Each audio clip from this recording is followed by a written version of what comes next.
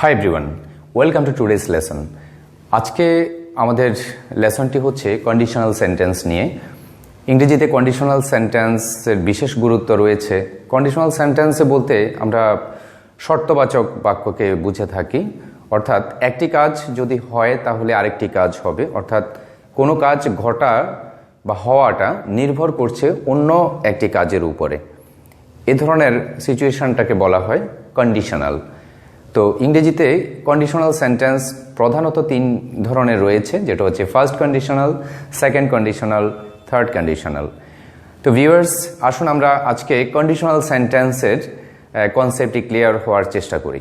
আপনি যদি cabin school চ্যানেলটি এখনও সাবস্ক্রাইব করে না থাকেন তাহলে অবশ্যই সাবস্ক্রাইব করে নেবেন এবং পাশে থাকা বেল আইকন প্রেস করে আপডেট থাকার চেষ্টা করবেন। কন্ডিশনাল সেন্টেন্স শর্তবাচক বাক্য। এই শর্তবাচক বাক্য, এই যে শর্তটা প্রকাশ করার যে মূল শব্দ সেটি হচ্ছে ইফ। ইফ দিয়ে সাধারণত কন্ডিশনাল সেন্টেন্স গঠিত হয়ে থাকে এবং ফার্স্ট, সেকেন্ড এবং থার্ড কন্ডিশনাল, তিন ধরনের কন্ডিশনাল সেন্টেন্সের ডিসকাশন আমরা করব। প্রত্যেকটি কন্ডিশনাল সেন্টেন্সে যে দুটো পার্ট থাকে এবং ইফ হচ্ছে আসলে একটি কনজাংশন, যেটা দিয়ে দুটো ক্লজকে একসাথে করে একটি বড় বাক্য তৈরি করা হয়। এটার একটা অংশে থাকে শর্তবাচক, আর শর্তটা পূরণ হলে পরবর্তী কাজটি ঘটবে, এ ধরনের এক্সপ্রেশনটি হয়ে থাকে। ইফের সাথে ভার্ব অর্থাৎ প্রেজেন্ট সিম্পল টেন্স বসে ভার্ব ওয়ান অথবা ভার্বের সাথে এস, অর্থাৎ ইফের সাথে প্রেজেন্ট ইনডেফিনিট টেন্স বসে একটা শর্তবাচক অংশযুক্ত তৈরি করতে পারে। এরপরে প্রেজেন্ট মডাল আসবে এবং সেকেন্ড কন্ডিশনালের ক্ষেত্রে ইফের সাথে ফার্স্ট সিম্পল অর্থাৎ ভার্ব টু দিয়ে একটি ক্লজ থাকবে এবং এদিকে ফার্স্ট মডাল দিয়ে পরবর্তী ক্লজটি থাকবে। থার্ড কন্ডিশনাল গঠিত হবে ইফ এরপরে হ্যাড প্লাস ভার্বের থার্ড ফর্ম অর্থাৎ ফার্স্ট পার্টিসিপল, যেটা হচ্ছে প্রেজেন্ট ফার্স্ট পারফেক্ট টেন্সের গঠনে প্রথম কথাটি হবে এবং পরের কথাটি হবে ফার্স্ট মডাল, এরপর হ্যাভ, এরপর ভার্বের ফার্স্ট পার্টিসিপল দিয়ে। আসলে এটা একটু বোঝা কঠিন মনে হতে পারে। আমরা সেন্টেন্স, এখানে বাংলা সেন্টেন্স রয়েছে, বাংলা সেন্টেন্সকে আমরা ইংরেজিতে ট্রান্সলেট করব এবং করার সময় আসলে এই প্যাটার্নগুলো ক্লিয়ার হবে এবং এরপর আমরা দেখব যে সেম প্যাটার্ন অনুসরণ করে আমরা কিভাবে সমজাতীয় বাক্য ইংরেজিতে তৈরি করতে পারি। এখানে প্রথম বাক্যটি রয়েছে, যদি তুমি দাওয়াত করো তোমার বিয়ের অনুষ্ঠানে যাব, দ্যাট মিনস আমি যাব। তো যদি তুমি দাওয়াত করো, স্বভাবতই যেখানে যেখানে যদি আছে কন্ডিশনাল সেন্টেন্সে যদির জন্য আমরা ইফ লিখব, ইফ। এবার তুমি দাওয়াত করো, তুমি দ্যাট মিনস হচ্ছে ইউ, এবং দাওয়াত করো এটি স্বভাবতই আমরা এখানে দেখছি প্যাটার্নে যে প্রেজেন্ট ইনডেফিনিট টেন্সে বসবো অর্থাৎ ভার্ব ওয়ান হবে, তাহলে ইউর সাথে ভার্বের বেস ফর্ম। দাওয়াত করা দ্যাট মিনস হচ্ছে ইনভাইট, ইনভাইট। এবং যদি আমাকে দাওয়াত করো, স্বভাবতই একটা অবজেক্ট চলে আসা উচিত। ইফ ইউ ইনভাইট মি, যদি তুমি আমাকে দাওয়াত করো, এটি হচ্ছে কন্ডিশন অর্থাৎ শর্ত। তাহলে কি দাওয়াত করা কাজটি সম্পন্ন হলেই পরবর্তী কাজটি ঘটবে, তোমার বিয়ের অনুষ্ঠানে যাব, দ্যাট মিনস কে যাবে? আমি যাব। তাহলে আমি যাব, সাবজেক্টটা প্রথমে আসবে আই এবং এদিকে কি প্রেজেন্ট মডাল অর্থাৎ ভবিষ্যৎ প্রকাশক শব্দ, এই মডাল অক্সিলিয়ারি, যেটা উইল দিলেই চলে। I will. বিয়ের অনুষ্ঠান, কোনো অনুষ্ঠানে যাওয়াটা আসলে যাব পরিবর্তে আমরা অ্যাটেন্ড দিতে পারি, ATTEND, attend your marriage ceremony.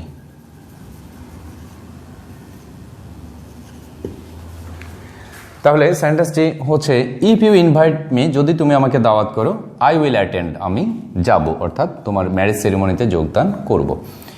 এবং দেখা যাচ্ছে যে এখানে এটা ইফের যে কন্ডিশনালটি রয়েছে এটা প্রেজেন্ট ইনডেফিনিট অর্থাৎ ভার্ব ওয়ান এবং এরপরে প্রেজেন্ট মডাল অর্থাৎ ভবিষ্যৎ প্রকাশক যে মডাল অক্সিলিয়ারি উইল রয়েছে, তারপর ভার্বের বেস ফর্ম।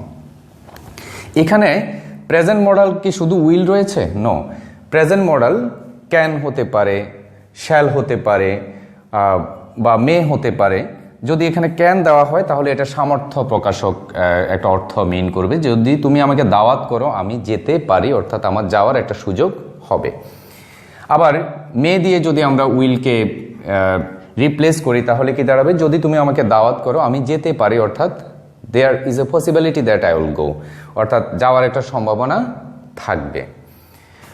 আবার এটা শুড দিয়েও আমরা রিপ্লেস করতে পারি। শুড শ্যালের ফার্স্ট ফর্ম যদিও হয় সেটি প্রেজেন্ট ফর্মে উচিত অর্থে ব্যবহৃত হতে পারে। আই শুড অ্যাটেন্ড, অর্থাৎ আমার যাওয়াটা স্বাভাবিকভাবে উচিত হবে। আই শুড অ্যাটেন্ড, এভাবেও আমরা ফার্স্ট যে কন্ডিশনাল এটা তৈরি করতে পারি। অর্থাৎ এদিকে ইফের সাথে present simple tense, present indefinite tense, এরপরে যে কোনো মডাল যুক্ত করে আমরা বাকি অংশটা করতে পারি। তো মডেল চেঞ্জ করার সাথে সাথে অর্থের একটু তারতম্য হবে। যেমন ক্যান যদি দিই তাহলে ওই কাজটি করার সামর্থ্য সৃষ্টি হবে, সুযোগ আসবে, পারবে। উইল যদি দিই স্বাভাবিকভাবে ভবিষ্যতে কাজটি ঘটবে। মে যদি দেই তাহলে কাজটি ঘটার সম্ভাবনা তৈরি হবে। ফার্স্ট মডেল এটি হচ্ছে ফার্স্ট কন্ডিশনাল। সেকেন্ড কন্ডিশনাল যদি আমরা ধরি, সেকেন্ড কন্ডিশনাল একইভাবে আমরা বাক্যটা ট্রান্সলেট করি। আসলে তিনটি বাক্য ট্রান্সলেট করার পরেই আমরা বুঝতে পারবো যে তিনটার মধ্যে ডিফারেন্সটা কি রয়েছে এবং কোথায় কখন আমরা কোনটা ব্যবহার করব। তাহলে যদি অনুরূপভাবে ইফ লিখলাম তুমি, দ্যাট মিনস ইউ। আর এখানে যদি দাওয়াত করতে, এখানে ছিল যদি দাওয়াত করো, অর্থাৎ যদি বর্তমানে এটি ঘটে তাহলে ভবিষ্যতে এটা পরেরটা ঘটবে। এখানে হচ্ছে যদি তুমি দাওয়াত করতে আমি বিয়ের অনুষ্ঠানে যেতাম, তাহলে করতে দ্যাট মিনস কি এটি ফার্স্টে চলে যাবে এবং ভার্বটি হবে ইনভাইট এবং ডি যুক্ত হয়ে এটা ফার্স্ট ইনডেফিনিট অর্থাৎ ভার্ব টু এটা। তাহলে ইফ ইউ ইনভাইটেড মি, যদি তুমি আমাকে দাওয়াত করতে আমি যেতাম, আই। এখানে কি হবে, এখানে ছিল উইল, এখানে এটা উড হয়ে যাবে। ফার্স্ট মডেল অর্থাৎ উড, কুড, মাইট এভাবে ফার্স্ট মডেল বসাতে হবে। আই উড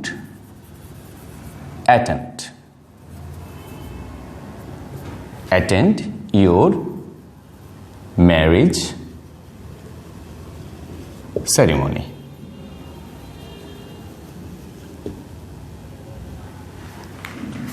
তাহলে এখান থেকে আমরা ডিফারেন্স দেখছি, এখানে ভার্ব 1 রয়েছে, এখানে ভার্ব 2, এখানে প্রেজেন্ট মডেল, এখানে ফার্স্ট মডেল।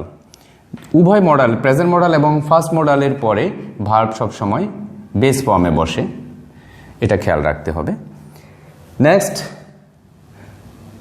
কন্ডিশনাল সেন্টেন্স রয়েছে থার্ড কন্ডিশনাল, যেটার প্যাটার্ন হচ্ছে হ্যাড প্লাস ভার্বের থার্ড ফর্ম অর্থাৎ পাস্ট পার্টিসিপল, যেটা হচ্ছে ফার্স্ট পারফেক্ট টেন্স প্রথমে থাকবে, শর্তবাচক অংশটাতে ফার্স্ট পারফেক্ট টেন্স থাকবে, পরবর্তীতে ফার্স্ট মডেল, এরপর হ্যাভ, এরপর ভার্বের ফার্স্ট পার্টিসিপল দিয়ে আমাদের এই কন্ডিশনালটি তৈরি করতে হবে। আমরা প্রথমে ট্রান্সলেট করে ফেলি। যদি, ইফ, তুমি, ইউ দাওয়াত করতে, তাহলে এই প্যাটার্নে আমরা দেব, অর্থাৎ হ্যাড, এরপর ইনভাইটের থার্ড ফর্ম। যদিও ইনভাইটের সেকেন্ড ফর্ম এবং থার্ড ফর্ম রূপগত দিক থেকে একই, ইনভাইটেড এটি থার্ড ফর্মে রয়েছে। ইনভাইটেড মি এবং আমি যেতাম, এখানে প্যাটার্ন অনুযায়ী আমরা করে ফেলি, তারপর দেখব কেন এভাবে হচ্ছে। ফার্স্ট মডেল দ্যাট মিন্স আমরা যদি এখান থেকে ধরি তাহলে উড ফার্স্ট মডেলই থাকবে, উড বা কুড, মাইট এভাবে বসানো যেতে পারে। এরপর হ্যাভ বসাতে হবে, হ্যাভ, এরপর ভার্বের ফার্স্ট পার্টিসিপল অর্থাৎ অ্যাটেন্ডের ফার্স্ট পার্টিসিপল। অ্যাটেন্ডের ফার্স্ট পার্টিসিপলও অ্যাটেন্ডেড অর্থাৎ ইডি যুক্ত হয়, অ্যাটেন্ডেড ইয়োর ম্যারেজ সেরিমনি। তো এখানে খেয়াল করতে হবে যে তিনটির মধ্যে ডিফারেন্সটা আসলে কি রয়েছে এবং প্যাটার্নগুলো এরকম কেন হলো। প্রথমটা আমরা দেখছি যে প্রেজেন্ট ইনডেফিনিট, এদিকে ফিউচার ইনডেফিনিট বা প্রেজেন্ট মডেল বসছে। পরবর্তী দুটো বাক্যের বাংলা যে সেন্টেন্সটি রয়েছে, পরবর্তী দুটো কন্ডিশনাল সেন্টেন্স আসলে একই। যদি তুমি আমাকে দাওয়াত করতে, তোমার বিয়ের অনুষ্ঠানে যেতাম, তাহলে পরবর্তী অর্থাৎ সেকেন্ড কন্ডিশনাল এবং থার্ড কন্ডিশনালের মধ্যে ডিফারেন্সটা কোথায়? এই দুটো কন্ডিশনালের মধ্যে ডিফারেন্সটা হচ্ছে, এটা বাংলায় যদিও একই, সিচুয়েশনের উপর নির্ভর করে ডিফারেন্সটা বোঝা যেতে পারে, কিন্তু ইংরেজিতে শুধু সিচুয়েশন নয়, বাক্যের গঠনের মধ্য দিয়েও এই ডিফারেন্সটা বুঝিয়ে দেওয়া হয়। কীরকম ডিফারেন্স রয়েছে এখানে? এই যে সেকেন্ড কন্ডিশনাল, এর মানে হচ্ছে যে কাজটি এখনো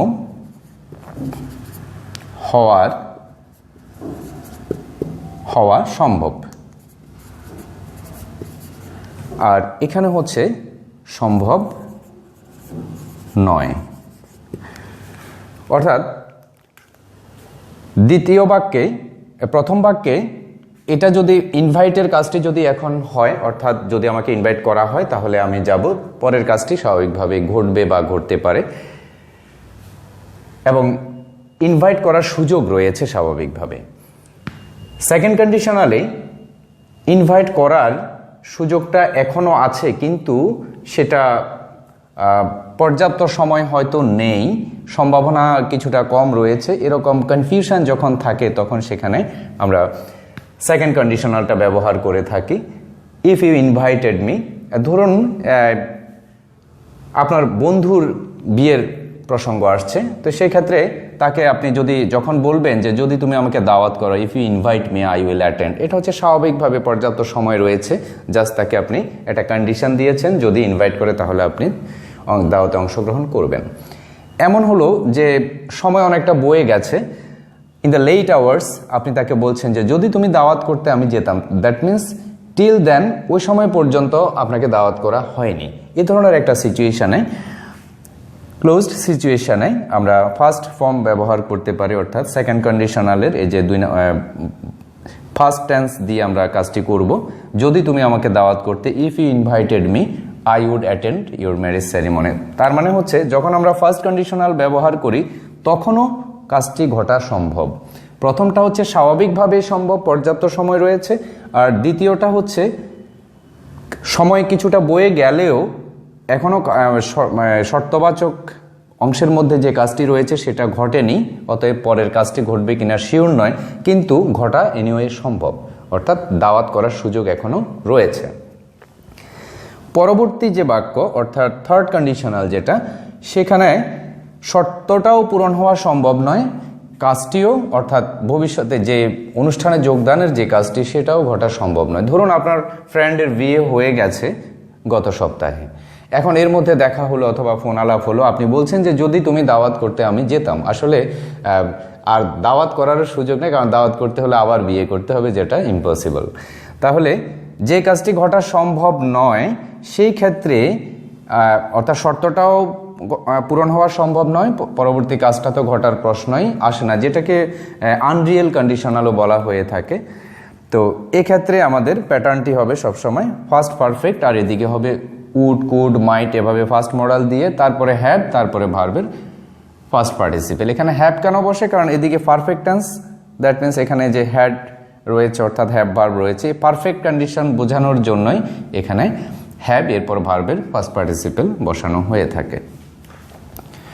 তো এখন যদি আমরা সমজাতীয় কথা যদি এই প্যাটার্নগুলো ইউজ করে সমজাতীয় কন্ডিশনাল সেন্টেন্স বিল্ড করার যদি প্র্যাকটিস করি তাহলে এভাবে করতে পারি।